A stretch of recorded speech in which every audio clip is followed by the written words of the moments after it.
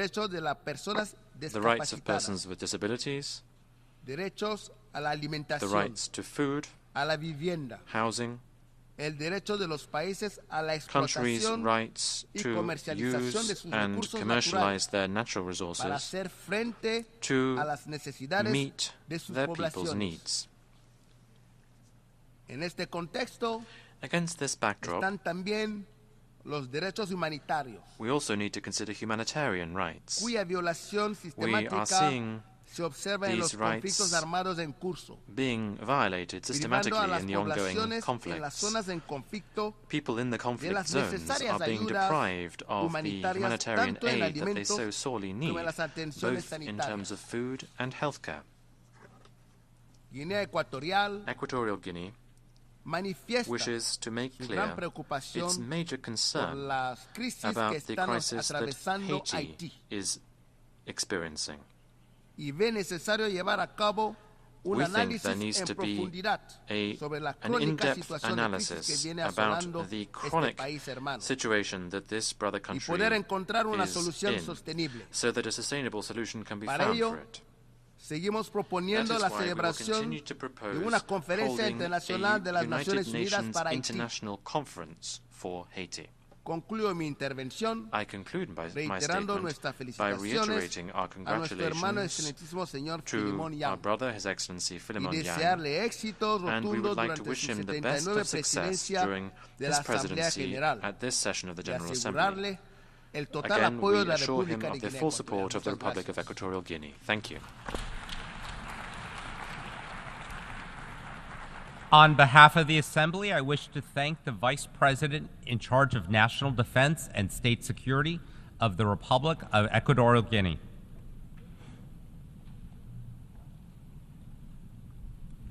The Assembly will hear an address by Her Excellency Uduch Sengabao Senyor, Vice President and Minister of Justice of Palau. I request protocol to escort Her Excellency and invite her to address the Assembly.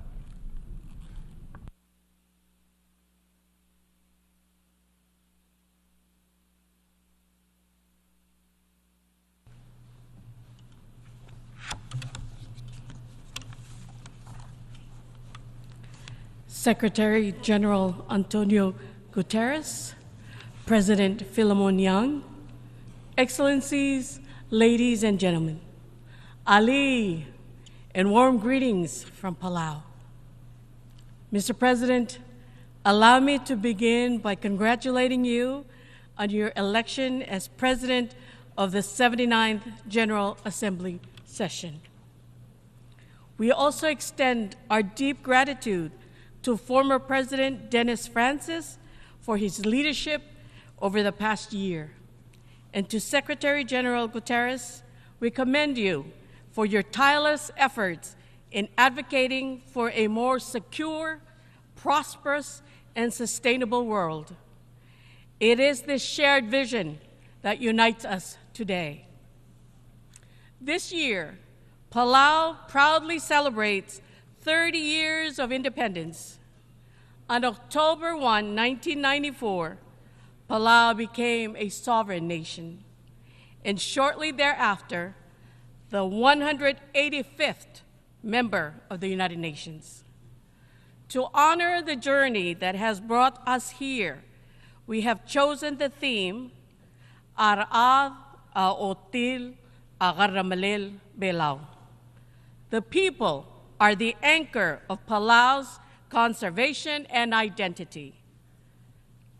This phrase encapsulates what has sustained us through decades of both challenges and progress. Our people are the foundation of our efforts to protect our environment, culture, and way of life. This was further underscored during our voluntary national review, VNR, presentation that was done this year, which centered around the theme, harnessing our cultural heritage to build back better for a sustainable future. It highlighted the pivotal role of our culture and people in shaping a future that not only fosters development and enhances quality of life, but also safeguards our natural resources, homes, and the environment that has sustained us for generations. Mr. President, Palau begins its pursuit of equality with a critical role that women play in our society. It is crucial to leverage our recent advancements and collective experiences. This was highlighted at the first ever meeting of women in elected leadership held in Palau on September 20th, 2023. Over the past 4 years, we have undertaken initiatives that empower women in their traditional roles, such as the keepers of the Masai, Tarapach, enabling them to scale their entrepreneurial ventures and raise their profiles. These efforts are giving our women a pathway into entrepreneurship and business, amplifying their voices in new arenas. Food security is central to Palau's long-term resilience. We have set a national goal to reduce food imports from 80% to 60% by 2030. By promoting local food production, we not only preserve our traditions, but also combat non-communicable diseases linked to over-reliance on imported processed foods. As a small island developing state, SIDS, Palau, like many others, confronts unique challenges that threaten our economic development, environment, and survival. While SIDS contribute less than 1% of global greenhouse gas emissions, we bear the brunt of the climate crisis. Palau has experienced the unmistakable signs of climate change firsthand. More intense storms, landslides, and prolonged droughts are becoming the new normal. The ripple effect of climate disasters globally have caused the cost of imported foods to skyrocket, further jeopardizing our food security and economic stability. The global response to climate change is a matter of life and death. Through the Paris Agreement and other international frameworks, we have underscored the vulnerabilities of island nations like ours. One of the most urgent challenges for SIDS is sea level rise. Many of our islands sit just a few meters above sea level, leaving us vulnerable to coastal erosion, flooding, and storm surges. This is not only a present threat, but an existential crisis for future generations. In Palau, we are taking steps to relocate critical infrastructure, including our national hospital and schools, to protect our people from rising waters and climate-related disasters. Adaptation is vital for our survival. Our National Adaptation Plan, NAP, prioritizes both immediate and long-term actions to build resilience.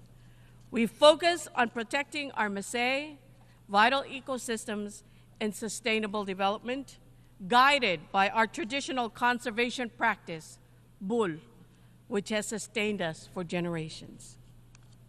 Mitigation is equally important. Palau is committed to reducing carbon emissions and transitioning to renewable energy.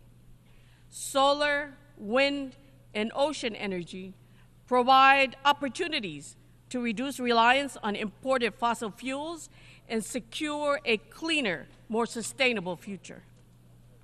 Our nationally determined contributions, NDCs, reflect this commitment. We remain mindful of the environmental impacts of renewable energy waste, such as solar panels and batteries, which require responsible management. As co-chair of the Ocean Panel, alongside Norway, Palau plays a vital role in shaping global ocean governance. The high-level panel for a sustainable ocean economy, now composed of 19 nations with the addition of the UAE, remains committed to advancing the sustainable use of oceans through science-driven policies.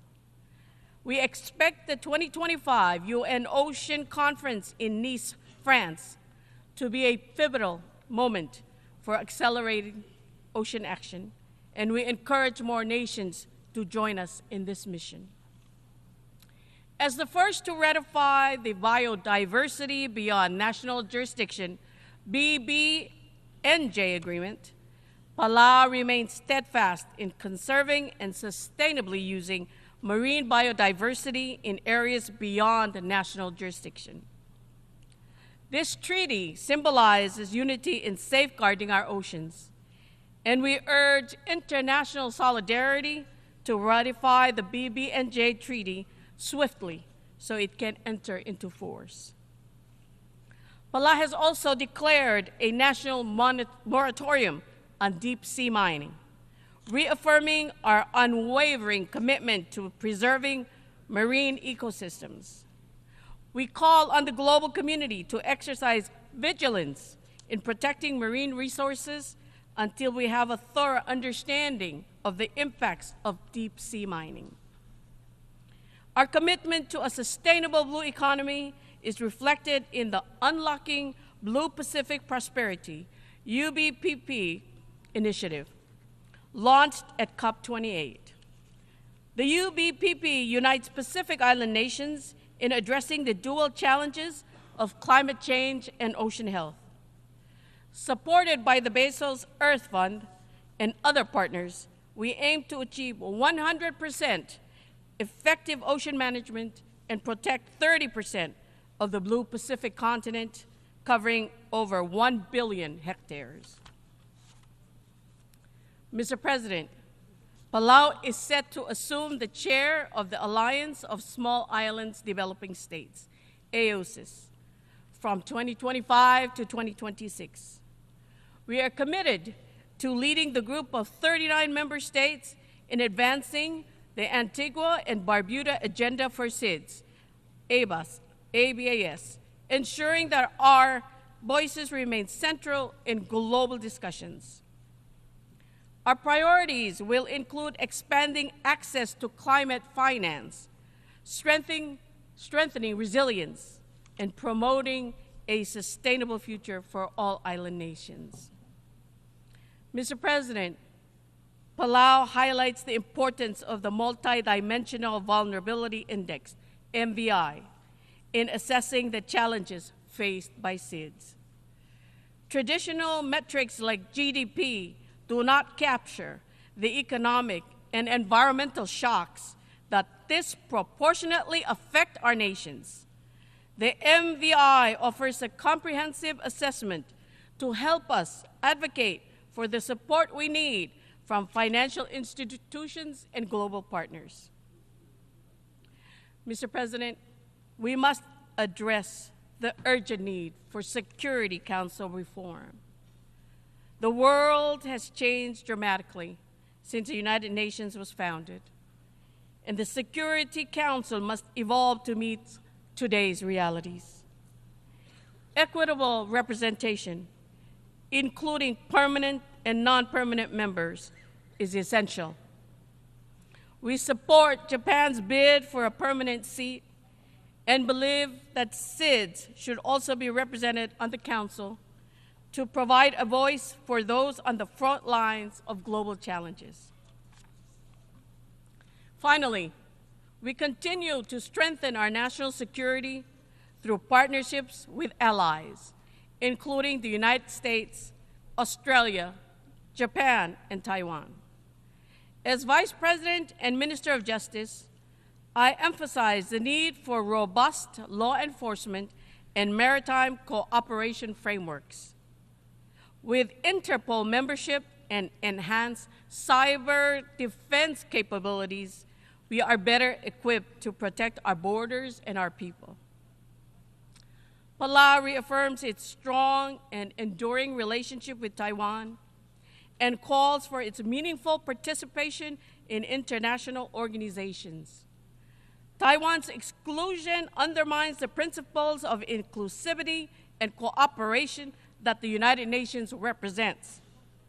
UN General Assembly Resolution 2758 does not preclude Taiwan's involvement in efforts related to the Sustainable Development Goals, and we urge this Assembly to support Taiwan's rightful inclusion. Today, I stand before you with a call to action. We must unite to confront the existential threat of climate change, protect our oceans, and ensure that no nation, no matter how small, is left behind. We must prioritize science, conservation, and the well-being of our people. As President Whipps said earlier this year, the road ahead requires unity, resilience, and collective action. Palau cannot mitigate the climate crisis alone. We need global cooperation to reduce emissions and safeguard our planet for future generations. Komsulang, I thank you.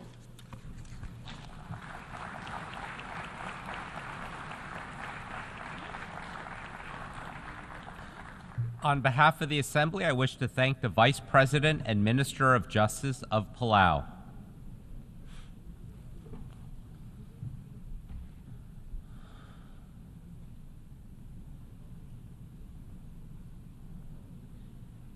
The Assembly will hear an address by His Highness Sabah Al-Khaled Al-Sabah, Crown Prince of the State of Kuwait.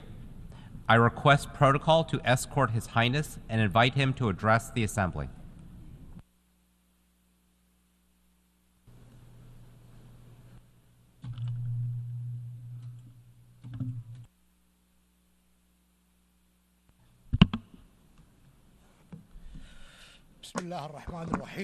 In the name of God, the Merciful, the Compassionate, Your Excellency, President of the General Assembly of the United Nations, Your Excellency, Secretary General of the United Nations, Your Highnesses, Your Excellencies, Heads of Delegations, ladies and gentlemen, may the peace, mercy, and blessings of God be upon you all. Allow me to convey to you the greetings of His Royal Highness, the Emir of the State of Kuwait, Sheikh Mishael Al-Ahmed Al-Jaber Al-Sabah. May God protect him. His Royal Highness wish you all success during the 79th session of the General Assembly of the United Nations. Mr. President, I congratulate you and your brotherly country on assuming the presidency of the 79th session of the General Assembly. We are confident that your vast experience in international affairs will allow you to lead the deliberations of the General Assembly with acumen.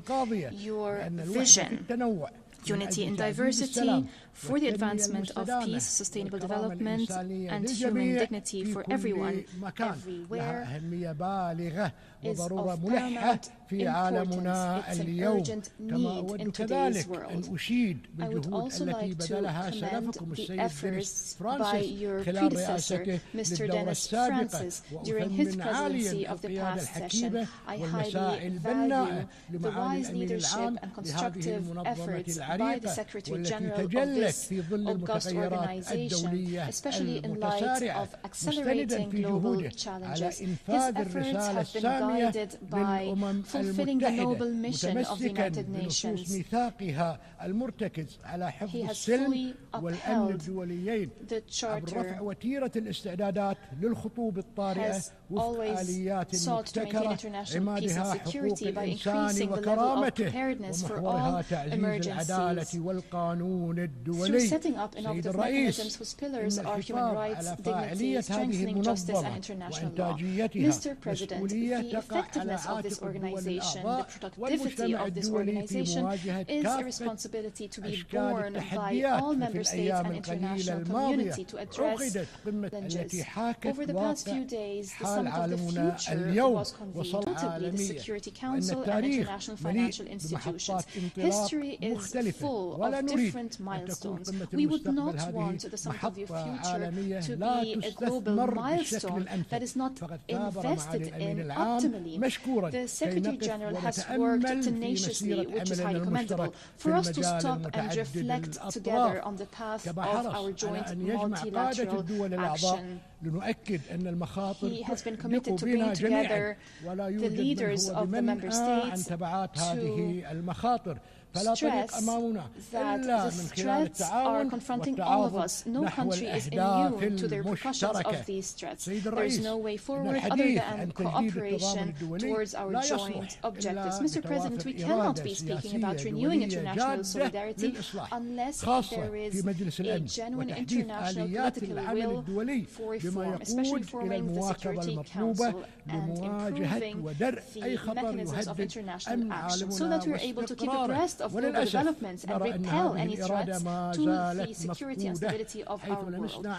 Unfortunately, this will remains absent. We have seen very clearly that there cannot be any political will without an environment of trust and an effective participation. We believe that the Security Council bears the primary responsibility of maintaining international peace and security. Decision-making at the Security Council must be based on the principle of democracy and equitable representation of all member states. The Security Council must be able to respond to a world that is completely different to the world of 1945. We need a Security Council that is inclusive, transparent, efficient, effective, democratic, and accountable. Mr. President, technological innovations, AI, and social media are increasingly being used for incitement, terrorist recruitment, spreading hate speech, and mis- and disinformation. This adversely affects cyber security. We must give due attention to this issue. Many young people fell victim to these negative practices. This all proves that confronting this scourge requires international cooperation. To fulfill the aspirations and hopes of our peoples, to secure a brighter future, we need accountability. It is not reasonable to look forward to such a bright future when those who violate the Charter of the United Nations and the principles of international law and international humanitarian law are not held accountable. There will be no justice or equality as long as double standards are applied. There will not be any bright future unless everyone is fully committed to the principles and values of the Charter of the United Nations and international law. Mr. President, this year we're celebrating the 43rd anniversary of the establishment of the Cooperation Council for the Arab States of the Gulf. Throughout its blessed journey over the past 4 decades, it has proven that it is a pillar for stability and prosperity in our region. In this context, I would like to express our deepest appreciation to the brotherly state of Qatar for its efforts as current chair of the GCC. Its efforts enhances the work of the GCC at bilateral and multilateral levels. In December, the state of Kuwait will assume the chairmanship of the GCC.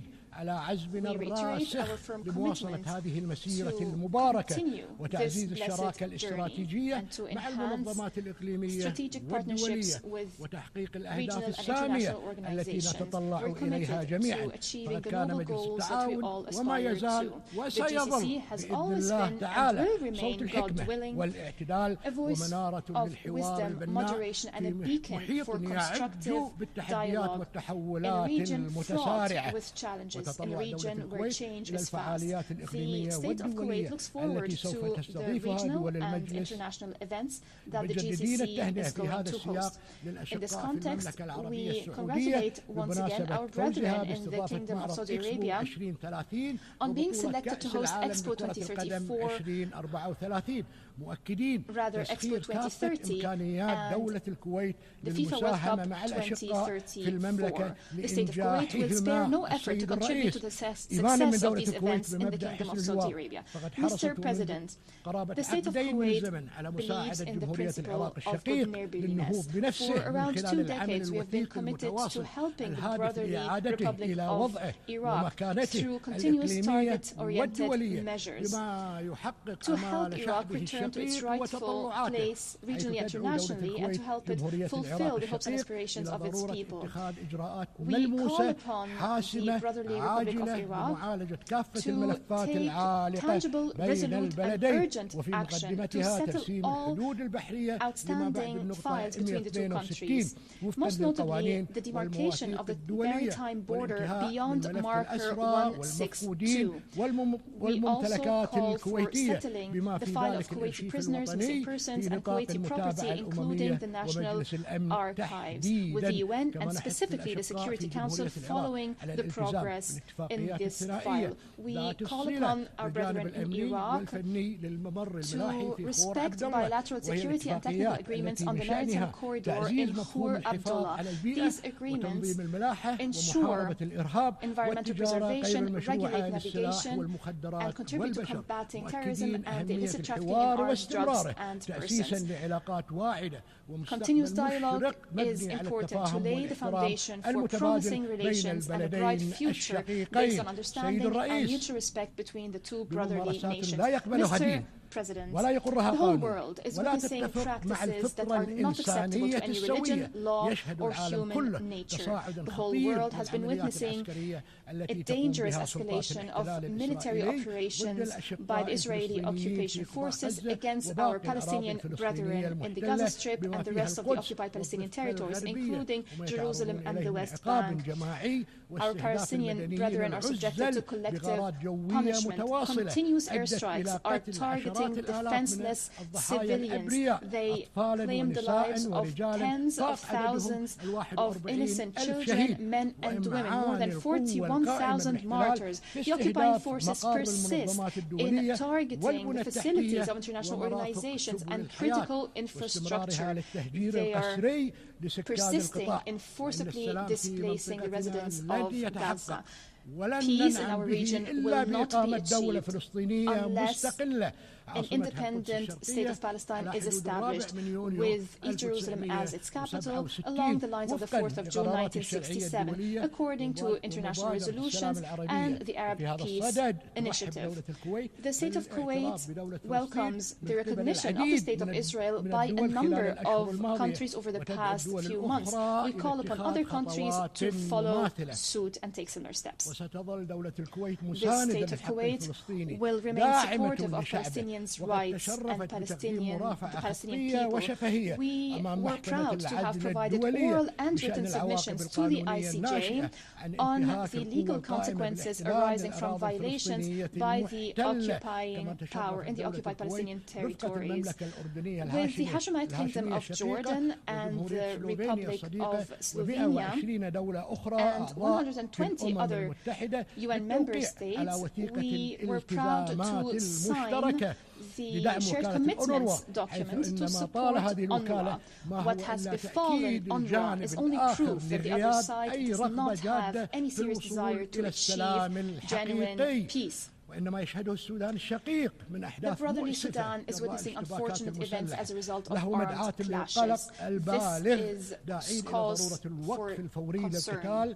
We call for immediate cessation of fighting, we call for resorting to dialogue and returning to the peaceful political track to maintain the security of the Sudan, its stability and territorial integrity. We support all ongoing regional and international initiatives to reach a political solution that ends this crisis, a political solution that provides necessary protection to civilians and to facilitate the delivery of humanitarian aid. It is important to respect the sovereignty of the Sudan and the territorial integrity of the Sudan. Regarding the situation in the brotherly country of Yemen, the state of Kuwait renews its support to UN efforts through its special envoy. Efforts that are focused on resuming the political process and reaching a comprehensive settlement according to the three agreed-upon terms of reference to maintain the peace and security and territorial integrity of Yemen. We commend the efforts made by the Kingdom of Saudi Arabia and the Sultanate of Oman to revive the political process to reach a comprehensive and lasting solution in Yemen. We express our concern over the developments in the Red Sea. It is important to ensure the safety of maritime navigation according to international law and according to the UN Convention on the Law of the Sea of 1982. Regarding the situation in Syria, the state of Kuwait believes it's necessary to intensify efforts to reach a political solution that is Syrian-led and Syrian-owned, in line with relevant Security Council resolutions, most notably Resolution 2254. A solution that fulfills the aspiration of the Syrian people to peace and security and stability, a solution that maintains the sovereignty and territorial integrity of Syria. Regarding the situation in Lebanon, the state of Kuwait condemns in the most strongest terms the airstrikes and military operations launched by Israeli occupation forces against the brotherly Republic of Lebanon. These operations have claimed the lives of hundreds of civilians, innocent civilians who have nothing to do with the dangerous escalation of the Israeli aggression, which is expanding day after day in flagrant violations of all norms and international law, including international humanitarian law. We have always warned of this aggression and its repercussions on the countries of the region and on neighboring countries.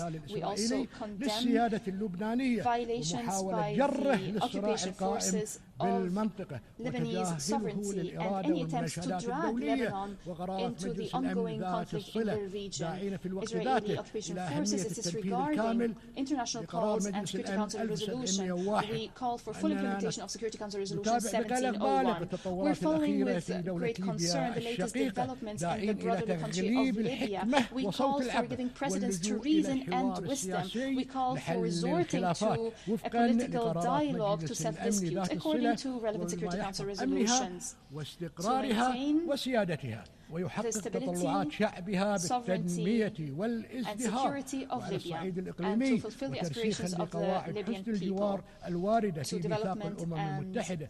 At the regional level, we believe in strengthening good neighborly relations as enshrined in the Charter. We call upon the Islamic Republic of Iran to take serious steps to build trust and to engage in dialogue based on respect for other countries and non-interference in their internal affairs. Mr. President, through the Kuwait Vision 2030, we focus on responding to international financial and economic indicators بهدف إيجاد أواصر الربط والجذب والتنبؤ بالفرص المتاحة لتحويل دولة الكويت إلى مركز مالي تجاري ثقافي متفاعل مع محيطه الإقليمي والدولي وبصورة تكون معها السياسة الخارجية حاضرة في هذه العملية التنموية الموسعة وفق دبلوماسية مستندة على الرقمنة لنقل العمل الدبلوماسي من الأطر التقليدية إلى صناعة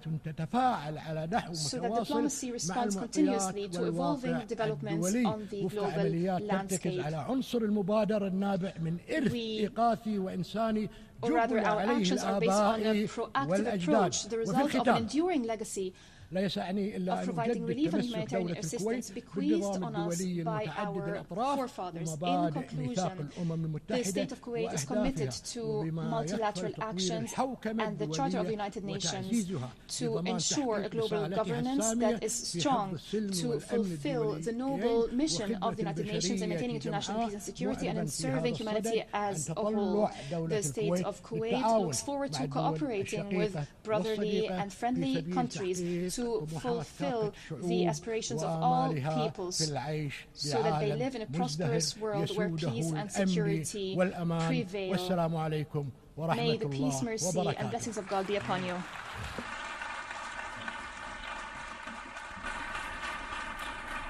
En nombre de la Asamblea, agradezco al príncipe heredero del Estado de Kuwait. The Crown Prince of the State of Kuwait. A continuación, la Asamblea escuchará The Assembly will now hear an address del excelentísimo señor Luis Montenegro, by His Excellency Luis Montenegro, de la Prime Minister Portuguesa. of the Portuguese Republic. Pido a protocolo que acompañe a su excelencia. I request protocols to escort His Excellency and invite him to address the Assembly.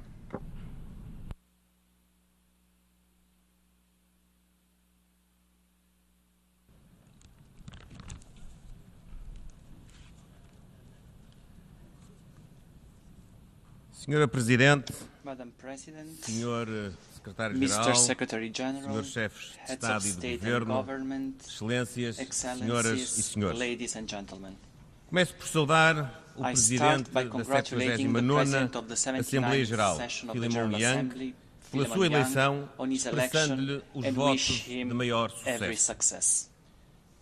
Expresso I express especial apreço no special incansável trabalho do appreciation for the Secretário-Geral tireless work of Secretary-General António António Guterres. Sabe que conta com o pleno He apoio knows that de he Portugal. can count with Portugal's full support. Sendo a primeira vez que me As this dirijo is a the esta first magna time I am Assembleia, addressing this august não assembly, posso deixar de reconhecer o only peso da recognize responsabilidade the que weight recai of sobre todos nós, responsibility that falls representantes on all dos of us, povos das Nações representatives of Unidas. the peoples of the United Nations. Faço num momento particularmente I am exigente, doing so at a particularly marcado demanding pela time, confluência marked de by the múltiplos confluence of desafios multiple global e crises de challenges natureza and crises global and e por growing crescentes tensões geopolitical geopolíticas. tensions.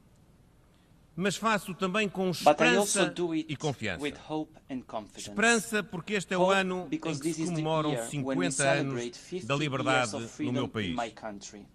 O povo português, The Portuguese people, em liberdade, in freedom, clamou por clamored democracia, for democracy, paz e peace desenvolvimento. and development. E assim dobrou And o arco so da história. the arc of history was bent. Numa altura em que em muitas At partes a do time when in mundo many parts of the world, autocracias põem em causa a autocracies are democracia, jeopardizing democracy, temos confiança we have na força confidence da in the liberdade. strength of freedom. Numa altura em que enfrentamos At a time when ameaça we are facing grande threats, à paz, big threat temos to confiança peace, we have confidence na força in the do power multilateralismo of multilateralism e da and responsabilidade collective coletiva. responsibility. Numa altura em que se At the agudizam time os desafios when em matéria de development desenvolvimento, challenges are becoming temos more confiança acute, we have no faith crescimento in económico economic como growth motor do progresso, as the engine progresso justo of e fair and sustentável. sustainable progress. Senhor Presidente, Madam Excelências, President, Excellencies, Portugal é um Portugal defensor is an intransigente uncomprising advocate do of multilateralismo multilateralism como método de as a cooperação e method of organização do cooperation sistema and internacional. organization of the international system. Por isso, That's apoiamos why o Pacto we do Futuro, supported the Pact for the adotado Future, no quadro da Cimeira do adopted within the Futuro, framework of que the Summit ilustra of the bem Future, a which visão illustrates e the o vision espírito and reformador reforming do spirit Secretário-Geral of Secretary-General António Guterres. Guterres. Este pacto reflete renovada fonte de esperança nos três pilares centrais da ação das Nações Unidas: o desenvolvimento sustentável, os direitos humanos, a paz e a segurança mundiais. É com esta confiança no multilateralismo que Portugal, com a continuidade e coerência que caracteriza a nossa política externa, é candidato a um lugar de membro não permanente no Conselho de Segurança para o biênio 2027-2028. Guia-nos a vontade de trabalhar para prevenir os conflitos, promover um espírito de parceria e proteger as pessoas face às ameaças tradicionais como o terrorismo e às ameaças emergentes como a biosegurança. Move-nos a determinação de contribuir para uma ordem internacional mais justa, pacífica e inclusiva, fundada no direito internacional e assente na Carta das Nações Unidas. Senhor Presidente das Excelências, disse o Secretário-Geral na nossa agenda comum que o multilateralismo enfrenta um dilema fundamental: avançar ou colapsar. Não hesitamos. Queremos avançar com a reforma do sistema de governação global para garantir maior representatividade, transparência, justiça e cooperação. Esse é o caminho que nos aponta ao pacto do futuro. Redesenhar a arquitetura financeira internacional, promovendo um maior alinhamento com os objetivos de desenvolvimento sustentável. Com o Burundi, lideramos a 4ª Conferência Internacional sobre o Financiamento do Desenvolvimento, para garantir que nenhum país tenha de escolher entre combater a pobreza ou salvar o planeta. Noutra frente, defendemos um processo de reforma do Conselho de Segurança das Nações Unidas que o torne mais representativo, ágil e funcional. A composição está desatualizada e a ausência de representantes de algumas regiões prejudica o seu funcionamento. Portugal apoia a posição comum africana e as pretensões do Brasil e da Índia de se tornarem membros permanentes.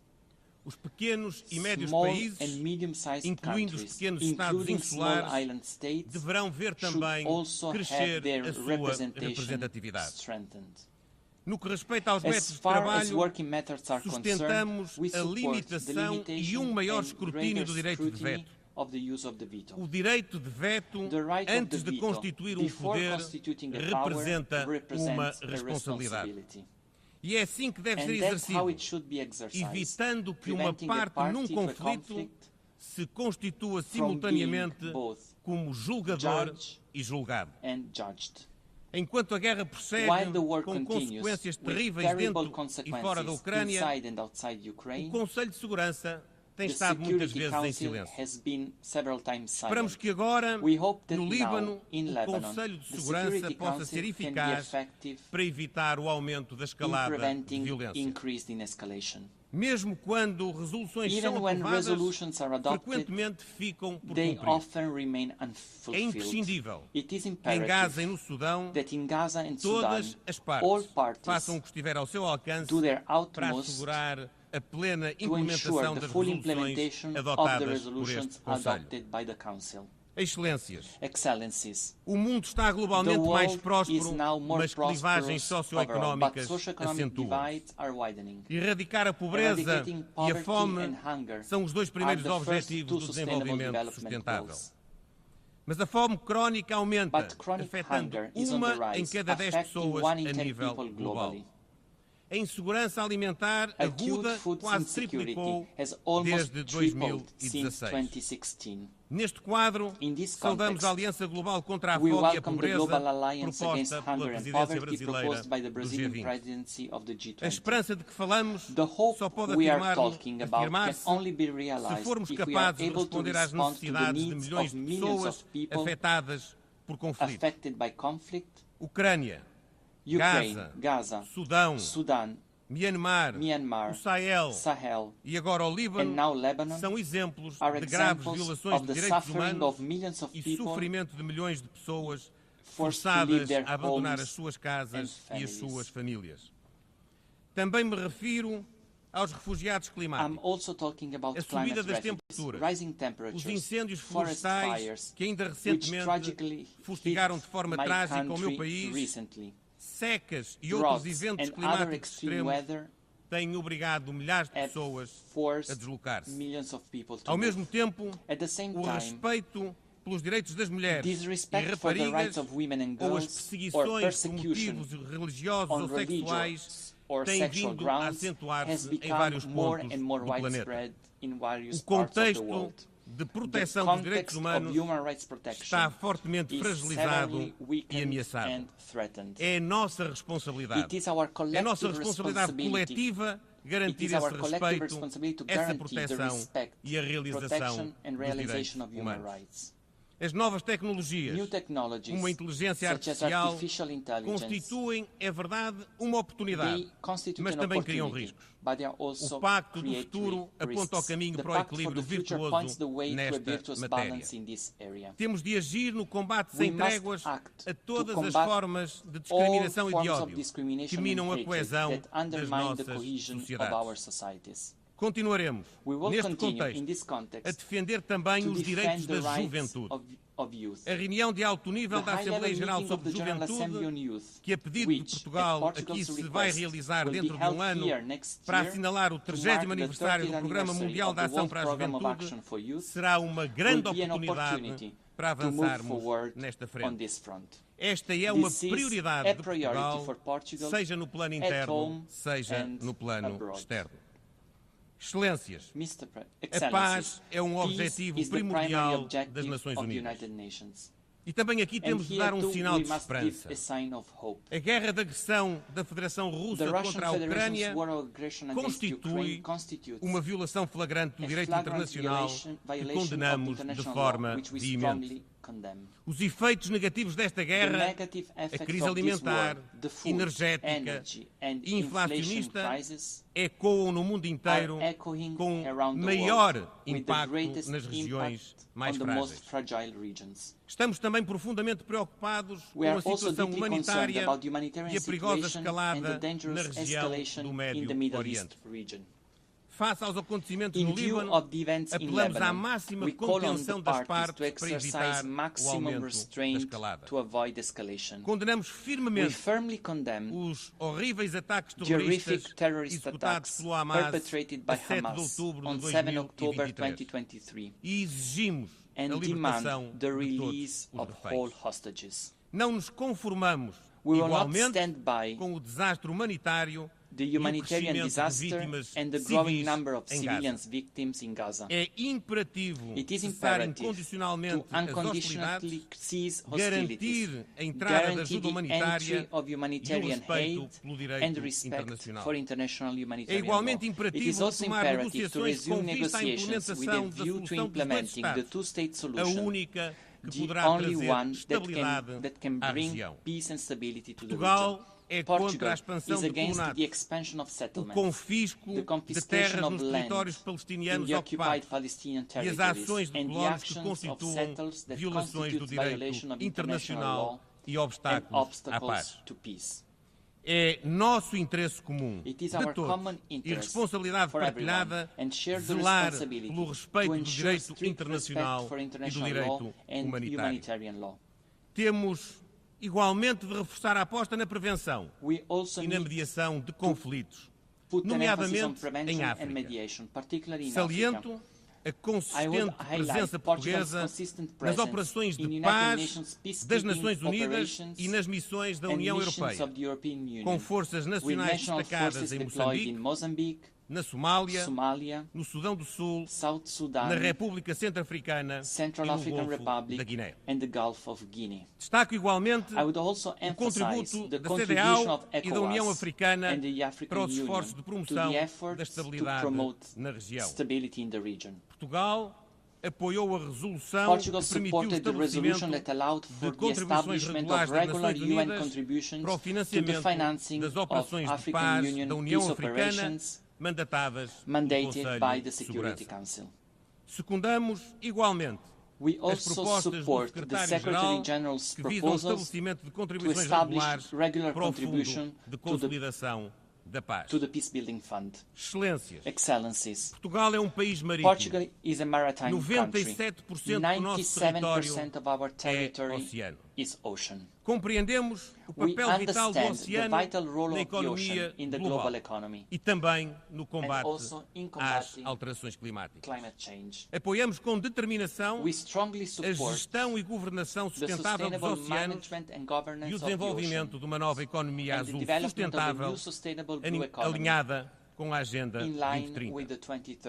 Consideramos a capacitação em assuntos relacionados com o oceano uma prioridade e desenhamos um programa de bolsas dirigido a países em desenvolvimento, com especial enfoque nos pequenos estados insulares em desenvolvimento. O Acordo Internacional sobre a Conservação e Uso Sustentável da Biodiversidade Marinha em áreas além da jurisdição nacional foi uma vitória do multilateralismo. Continuaremos, portanto, empenhados na sua entrada em vigor.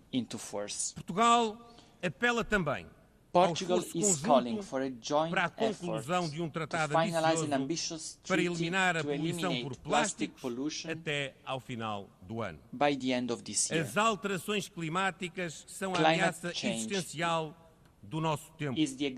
Portugal mantém-se empenhado em investir nas energias renováveis e na supressão dos combustíveis de origem fóssil. Queremos incorporar 47% de energias renováveis no consumo final de energia até 2030. Temos também favorecido a introdução de mecanismos financeiros inovadores, com os SIDs. Exemplo disso são os acordos assinados em Portugal e por Portugal com Cabo Verde e São Tomé e Príncipe, e que transformam a dívida que estes países têm com Portugal em investimento climático, assim apoiando a transição energética. Senhor Presidente, Excelências, o sucesso da Agenda 2030 joga-se sobretudo a favor dos grupos em situação de maior vulnerabilidade. Não podemos deixar ninguém para trás. A transição digital e as tecnologias emergentes constituem uma renovada oportunidade para facilitar um futuro mais próspero, justo, inclusivo e sustentável. A conectividade é uma pedra basilar. O caminho parece ser claro. É preciso conceber o desenvolvimento tecnológico através de uma lente centrada no ser humano e baseada no direito internacional. Excelências, e para terminar, é com muito orgulho que falo em português. Além de ser o quarto idioma mais falado no mundo como língua materna, unindo hoje mais de 260 milhões de pessoas em todos os continentes, a língua portuguesa é a língua oficial e de trabalho em 33 organizações internacionais, desde logo na comunidade dos países de língua portuguesa. E é por isso legítima a ambição desta comunidade de ver a língua portuguesa reconhecida como língua oficial das Nações Unidas. Ainda ontem, acertei com o Presidente Lula da Silva do Brasil o nosso empenho e disponibilidade para, em conjunto com todos os países que falam a língua portuguesa, concretizar este objetivo. A legitimidade das Nações Unidas, o seu poder de convocação e a sua autoridade normativa global, aliados à sua competência multidisciplinar, são alguns dos seus trunfos singulares, que devem ser potenciados em prol das nossas causas comuns e de uma visão partilhada de futuro. O caminho que temos pela frente, bem sabemos, é árduo e incerto, mas o objetivo está traçado. Iremos trilhá-lo com esperança e com confiança. E nesta trajetória, as Nações Unidas, os povos do mundo, a comunidade internacional podem continuar a contar com Portugal. Muito obrigado.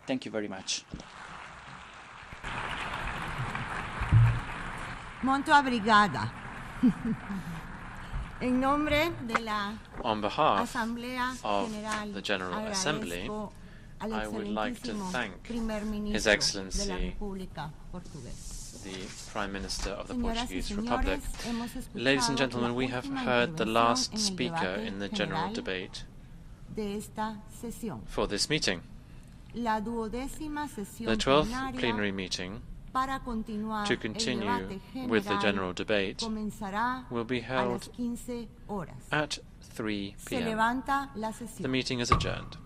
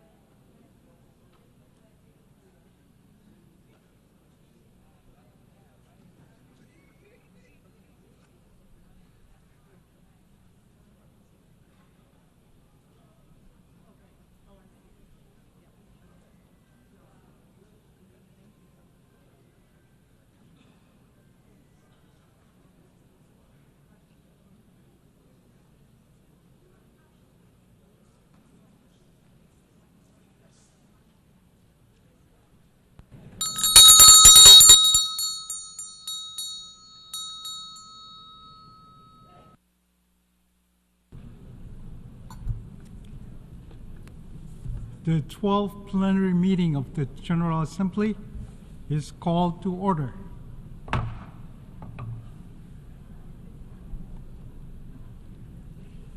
The Assembly will hear an address by His Excellency Wesley W. Simina, President and Head of Government of the Federated States of Micronesia. I request protocol to escort His Excellency and invite him to address the Assembly.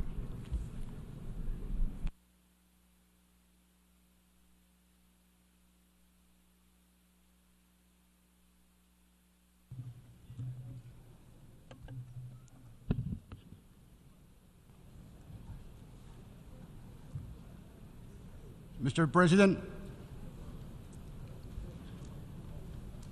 Temporary President Mr. Libwe, Mr. Secretary General, Excellencies, ladies and gentlemen, on behalf of the people and government of Micronesia, I extend a warm Kamorale. Kamorale back home was coined as a national greeting that combines the diverse languages of all our islands. Kamorale represents the spirit of unity and solidarity that lies at the heart of my country and people.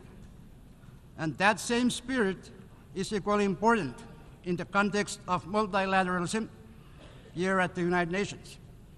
In a world where global challenges require collective action, Kamorale reminds us that through our strength and solutions come from our ability to come together. Just as the 4 states of Micronesia come together under one banner, our international community must come together in order to progress peace, prosperity, and sustainable development we all wish to see as envisioned in the Pact for the Future. After traveling thousands of miles from Micronesia with my delegation, I am honored to participate in this 79th session of the United Nations General Assembly. I congratulate you, Mr. President, on your election as President of the General Assembly, and I assure you of my delegation's support for your leadership. I also acknowledge our outgoing President of the 78th session for the impactful work he had carried out during his term. I must also pay tribute to our Secretary General, who recently joined us in the Pacific for the Pacific Islands Forum Leaders Meeting. We deeply appreciate your tireless efforts to strengthen our United Nations as a vital instrument for achieving our shared goals. Mr. President, since the time Micronesia became a member of the United Nations in September 1991, we have been grappling with the severe impacts of climate change. I cannot emphasize enough how it is the single greatest threat to our home. Even as I speak today, we are currently in a state of emergency due to the extended drought facing my nation. For us, every degree, every inch of sea level rise, drought, and every delay matters. We continue to call on our global community to step up with stronger and urgent action. Mr. President, I raise an important topic that relates to our island's ability to adapt to and survive the increasing impacts of climate change. Time is running out to prevent average global temperature from surpassing 1.5 degrees. We are already at 1.2, according to the latest science. The 1.5 degrees goal is the safety limit for our small islands. Beyond that lies a danger zone with deadly heat that will cost lives, impact our food and water systems, and will drown many of our low-lying islands. Carbon dioxide stays in the atmosphere for hundreds of years. So while it is critical for the world to cut those emissions, the benefits of those cuts will not be felt until later this century. We need to control temperatures now. We call upon the larger emitters to prioritize reduction of the non-CO2 pollutants, especially methane, fluorinated gases, and black carbon. The IPCC and more recent scientific reports explains that this is the only way. So I urge all of us to take a greater action now. I call on all parties to the Paris Agreement to include ambitious non-CO2 goals and measures in their 2025 round of NDCs. As we take action on non-CO2 pollutants, we also need all countries to come together and agree on a global plan to transition away from fossil fuels in a fair, just, and equitable manner. In this connection, I am announcing that Micronesia endorses the Fossil Fuel Non-Proliferation Treaty Initiative. We must accelerate all our efforts to tackle the climate crisis.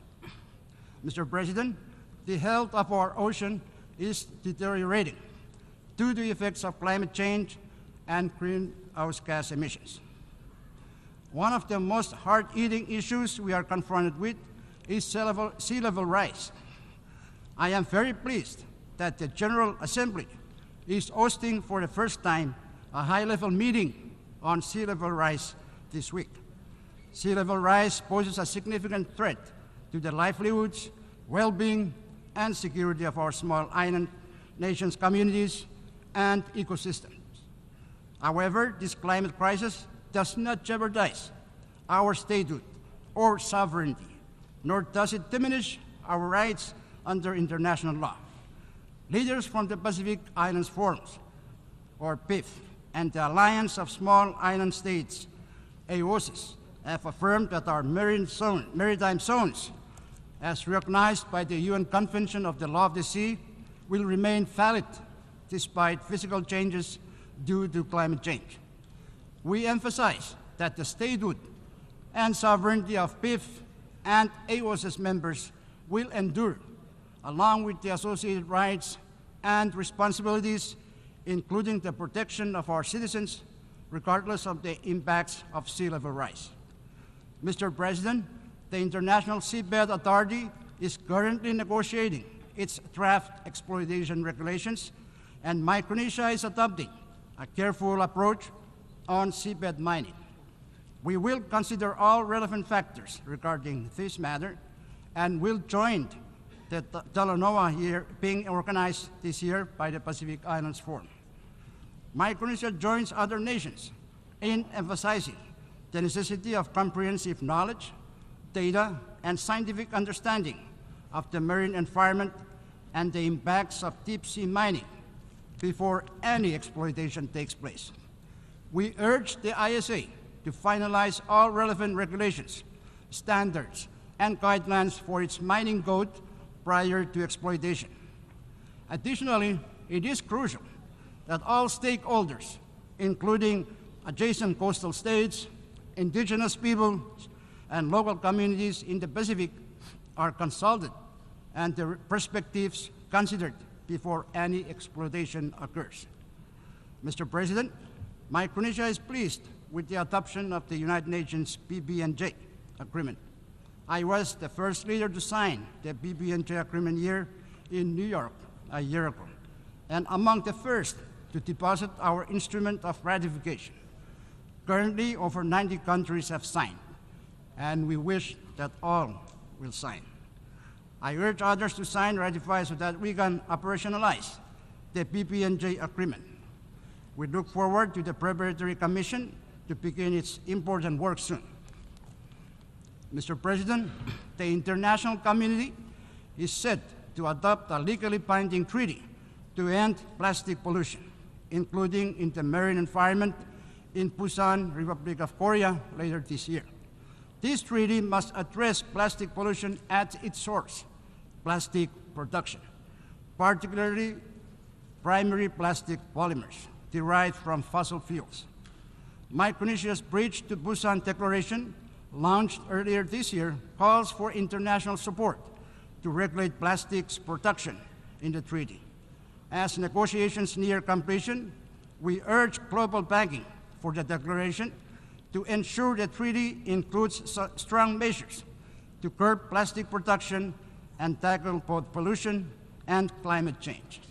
If we do not address the unsustainable production of primary plastic polymers, then the global goal of ending plastic pollution by 2040 and limiting the average temperature rise to less than 1.5 degrees Celsius cannot be achieved. Mr. President, Micronesia plays a vital role in the Pacific Islands Forum 2050 strategy for the Blue Pacific continent. As part of the large oceanic countries and territories, we are custodians of nearly 20% of the Earth's surface, placing immense cultural and spiritual value on our ocean and land as a shared heritage. Our leaders' commitments to the 2050 focus on preserving and protecting our oceans, ensuring a sustainable future for our children. Micronesia is dedicated to reducing and preventing the causes and impacts of climate change and sea level rise.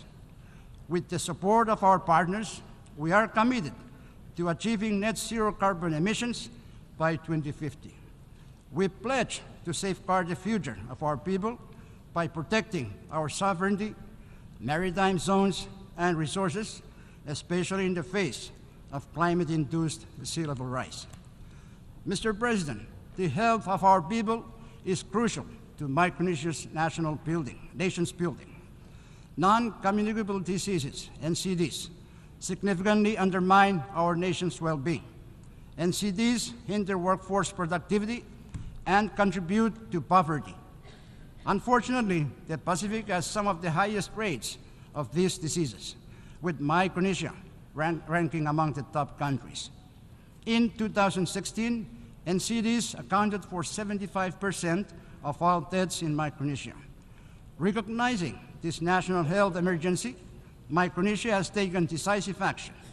Since 1995, we have participated in WHO's Healthy Islands Initiative, focusing on health protection, risk reduction, and promoting healthy lifestyles. We developed a national NCD action plan in 2006, and the Pacific NCD roadmap has guided our efforts since 2014. In 2022, we reaffirm our commitment to securing the well-being of our people through the 2050 strategy for the Blue Pacific continent. Our fight against NCDs is key to building a healthier, stronger future for Micronesia.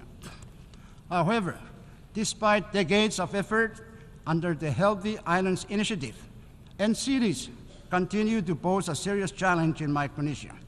The persistence of this disease warrants the need for renewed support and stronger partnerships.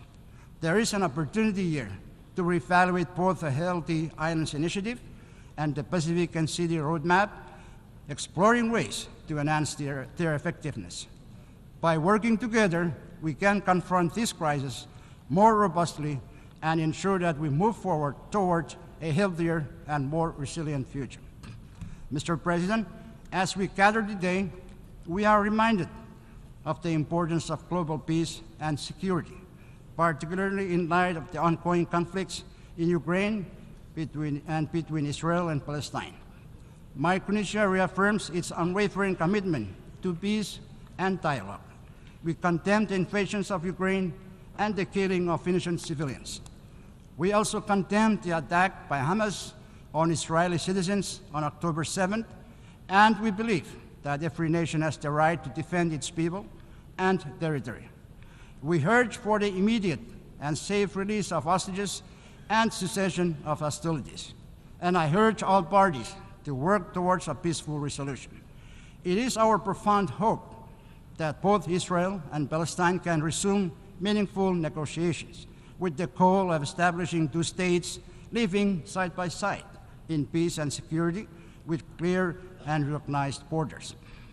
We commend the constructive efforts of the United States, Egypt, and Qatar in supporting the peace process, and we remain hopeful that through diplomacy and cooperation, lasting peace can be achieved.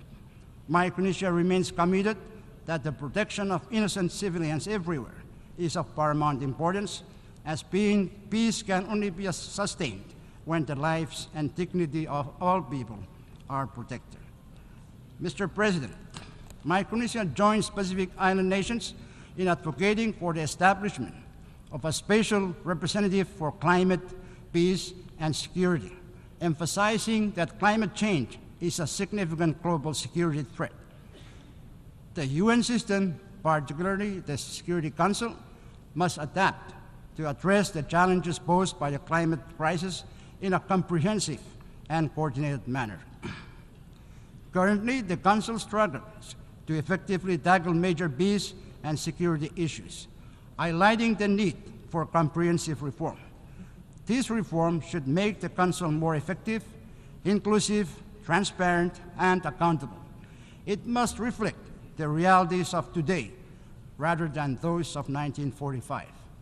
It is time for permanent membership of the Security Council to be expanded to include Japan, India, Germany, Brazil, and representation from the African continent. Additionally, it is crucial to amplify the voices of underrepresented regions, such as small island developing states, in a reformed council. Mr. President, in today's complex global landscape, strengthening the multilateral system for an inclusive, interdisciplinary UN is essential. Support for multi-country offices that represent the UN on the ground must be reinforced to assist vulnerable nations in fully implementing the 2030 Agenda for Sustainable Development. Additionally, the coordination role of resident coordinators should be supported and strengthened. For small island developing states, our reliance on stable international assistance for development cannot be overstated. We need sustainable assistance for development we need sustainable financing from donor partners and international financial institutions. It is no surprise that SIDS have led the charge for a more inclusive global financial architecture. The recently adopted Multi-Vulnerability Index, or MVI, is a crucial tool, providing a comprehensive understanding of the unique challenges faced by SIDS. The next step is to implement the MVI in a way that addresses our specific needs. Mr. President, the special case of SIDS in the context of climate change and sustainable development and our particular vulnerability to natural disasters and external shocks must be supported by an increase in climate finance and investment, including new and additional climate finance. We call on developed countries to fulfill their commitments in this regard. Mr. President, gender equality is vital for national building and effective governance. By acceding to the Convention on the Elimination of All Forms of Discrimination Against Women, or CEDAW, Micronesia is committed to achieving gender parity. We have also endorsed the Pacific Leaders' Gender Equality Declaration and established a national gender policy. Strengthening gender equality is a priority within my administration, and I have nominated more women to key roles, including my cabinet, to address the imbalance in government. In a historic achievement, 3 women were recently elected to our 14-member Congress, marking a significant milestone for representation. With these steps, Micronesia is moving towards a stronger and more inclusive future. Mr. President, today we stand at a critical crossroads where the future of our planet rests in the hands of our youth. It is not enough to speak of change. We must empower the next generation to lead it. Our young people are innovators, the visionaries, and the problem solvers who will carry the torch of climate action and global justice.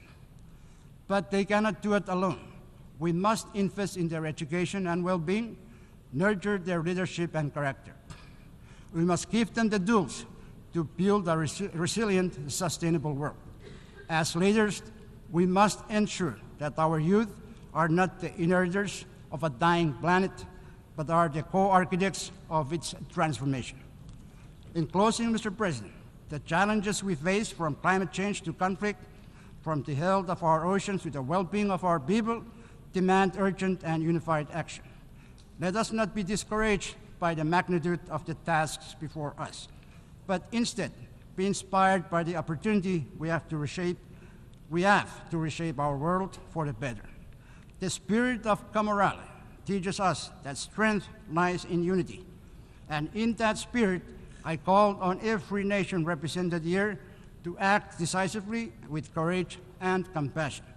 Let us work together with resolve and prioritize the protection of our planet, our people, and our future. The time for action is now. Let this assembly be remembered not for words spoken, but for deeds done, for promises kept, and for the lasting legacy we leave for our generations to come. As we were so rightly reminded of at the opening of the Summit of the Future by the youth representative from South Sudan, the future is for the youth to forge, not for us to cling on to. Micronesia is ready to play its part, and I urge all of you to join us in this collective effort so that together we can build a world where peace, prosperity, and sustainability are not just aspirations, but realities for all of us. As enshrined in the preamble of our FSM Constitution, and I quote, "Our ancestors who made their homes on these islands displaced no other people. We who remain wish no other home than this. Having known war, we hope for peace. Having been divided, we wish unity. Having been ruled, we seek freedom. We extend to all nations what we seek from each: peace, friendship, cooperation, and love in our common humanity." I thank you, and I leave you with camaraderie. Thank you very much.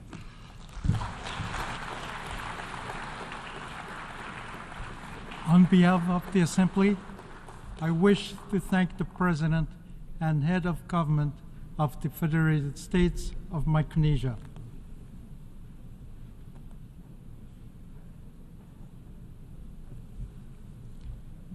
The Assembly will hear an address by His Excellency Príncipe Rajsingh Rompun, President of the Republic of Mauritius.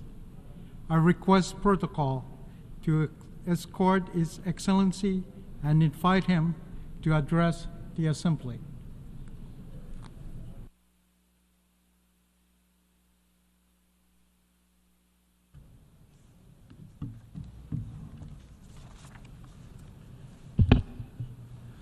Your Excellency, Mr. Philemon Yang, President of the General Assembly, Your Excellency, Mr. Antonio Guterres, Secretary General of the United Nations, Excellencies, distinguished delegates, good afternoon. Mr. President, I also warmly congratulate you. Mauritius is proud to see a son of Africa assume the high office of President of the 79th session of the General Assembly. I assure you of the full support of Mauritius. We remain committed to the universal values and noble aspirations of the United Nations. Our appreciation also goes to His Excellency Denis Francis, who throughout the 78th session championed solidarity and unity during challenging times. Secretary General Antonio Guterres also deserves our special recognition for his inspiring and commendable initiatives in furthering the objectives of our organization. Mr. President, the theme being addressed in this August Assembly is in consonance and resonates deeply with the very essence of our organization. The UN emerged out of the ashes of war and untold sufferings. we have a moral obligation to ensure that the ultimate sacrifice of millions of women and men was not in vain.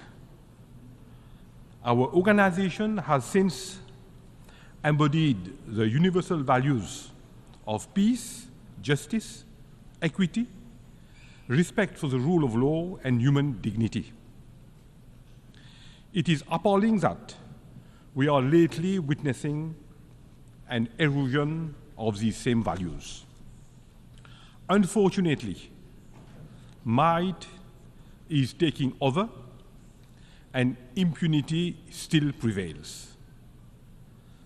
The dignity of the weakest is being shamelessly flouted on a scale never seen before. Behind protracted conflicts around the world lies inestimable human costs. Mr. President, the devastation and sufferings in Gaza are heart-wrenching. Thousands of innocent lives have been lost. We urge the international community to find a solution for a de-escalation in the region, for a just and lasting peace. And we are convinced that the two-state solution based on relevant UN resolutions and international law will uphold human dignity and equality for all. We welcome the advisory opinion on the legal consequences arising from the policies and practices of Israel in the occupied Palestinian territory, including East Jerusalem. There is an urgent need for a renewed commitment to diplomacy and constructive dialogue, as in many parts of the world, conflicts, instability, and challenges to security are still unabated. Mr. President, the world has witnessed an unprecedented technological revolution in a short span of time. For humanity to benefit from its transformative power, AI governance should be anchored in international law.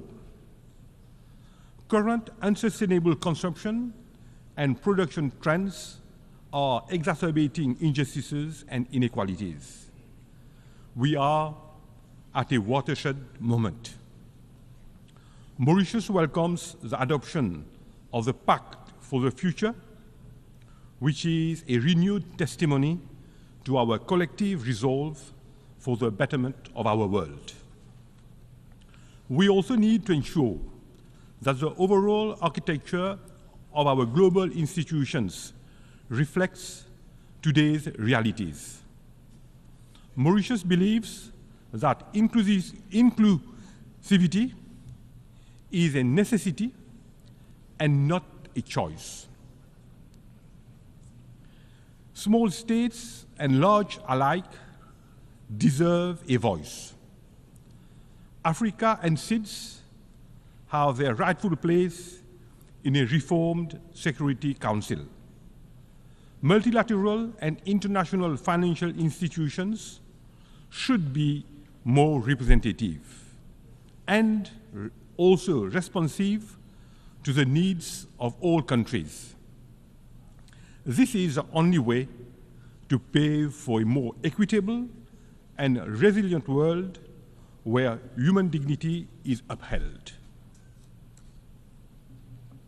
Mr. President, Mauritius believes that human dignity is universal, unalienable, and unconditional. This conviction has always guided our actions. Our multicultural society thrives on fairness, equity, and human dignity. Through unity in diversity, we have strengthened our unique and tolerant society. We have spared no effort in advancing the economic, social, and cultural rights of our citizens.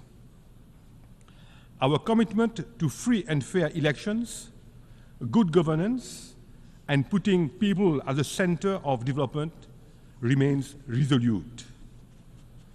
We are investing heavily in free healthcare, infrastructural development, free education for pre-primary school to tertiary level, amongst others.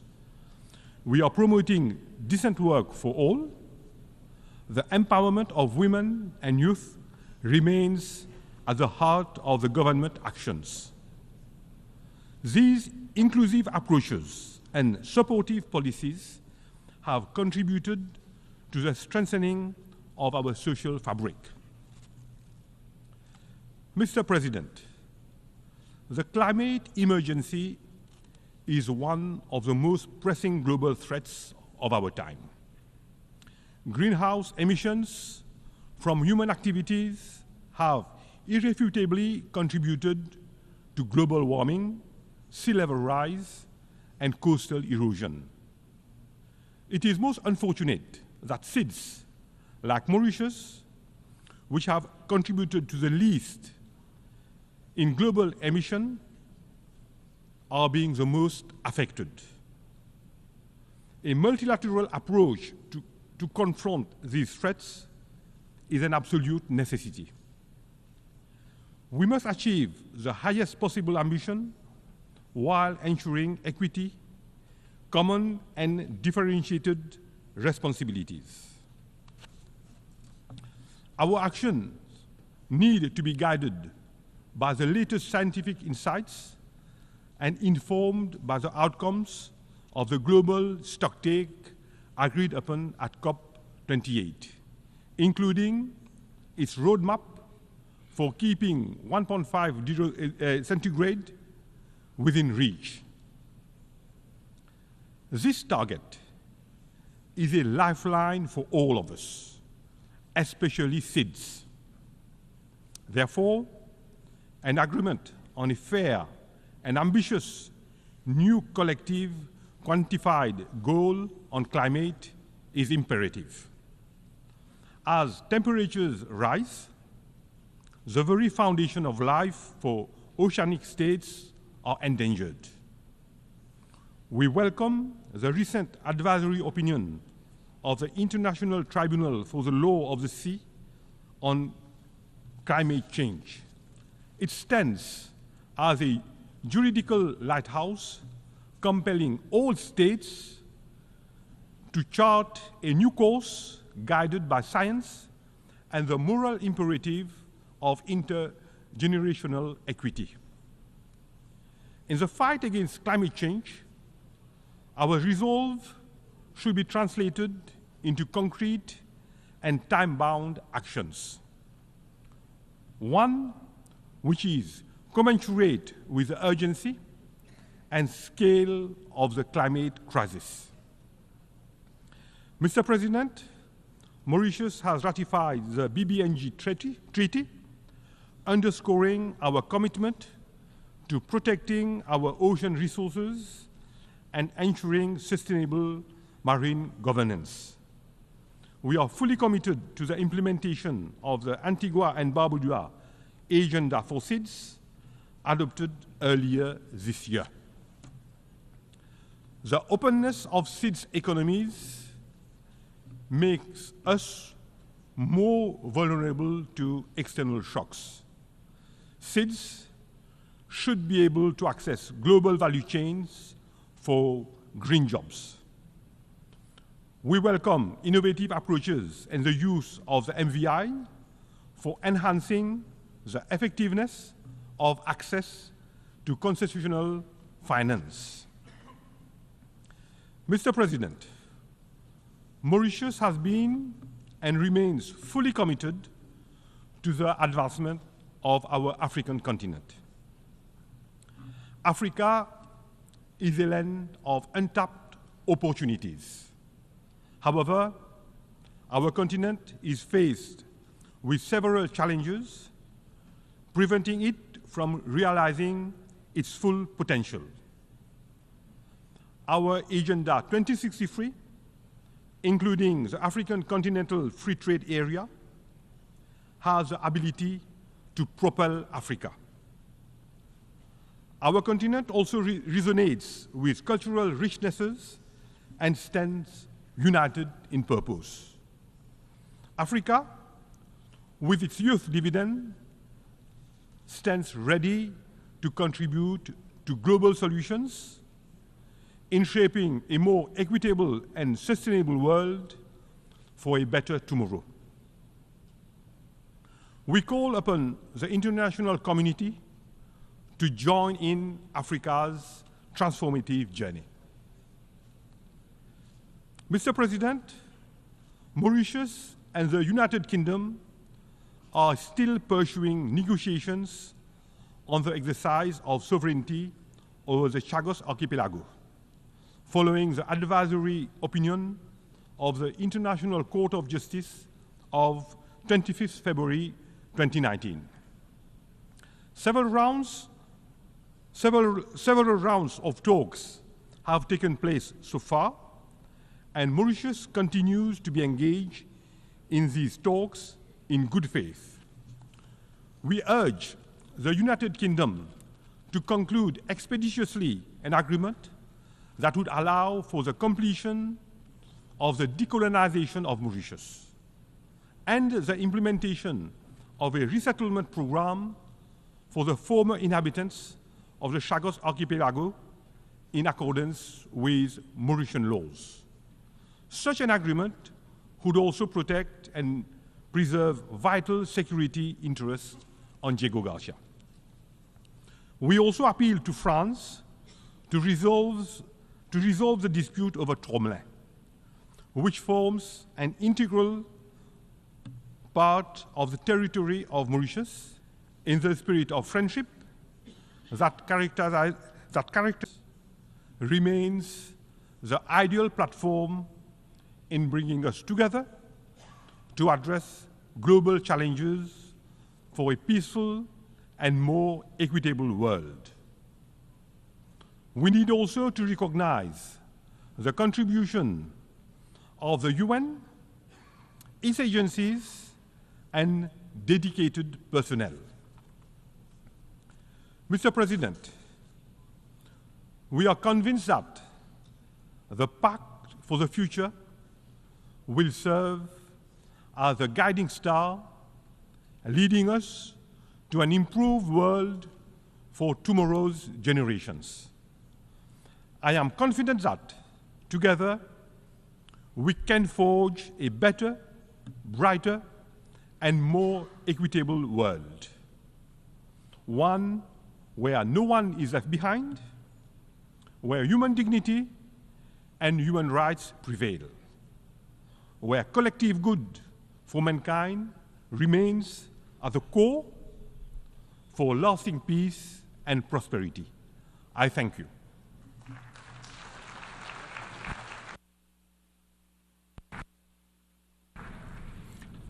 On behalf of the Assembly, I wish to thank the President of the Republic of Mauritius.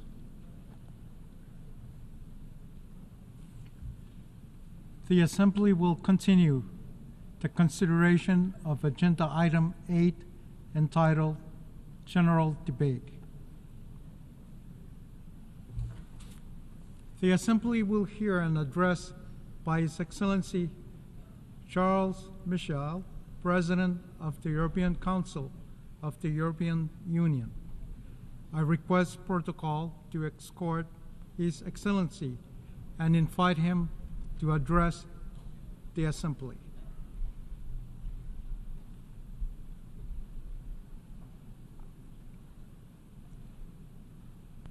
Monsieur le Président de l'Assemblée générale, Excellences, Mesdames et Messieurs, lorsqu'on pénètre dans ce bâtiment, le regard est attiré par une lumière bleutée. C'est le vitrail de la paix. Au cœur des Nations Unies, ce vitrail de la paix est dédié à ceux qui servent les Nations Unies. Ce vitrail a été créé par Marc Chagall, un juif russe qui a vécu la majeure partie de sa vie en exil, traversant 2 guerres mondiales. Pour garantir la paix et la sécurité reconquises en 1945, les promesses de liberté et solidarité ont été gravées dans la Charte des Nations Unies. Ceci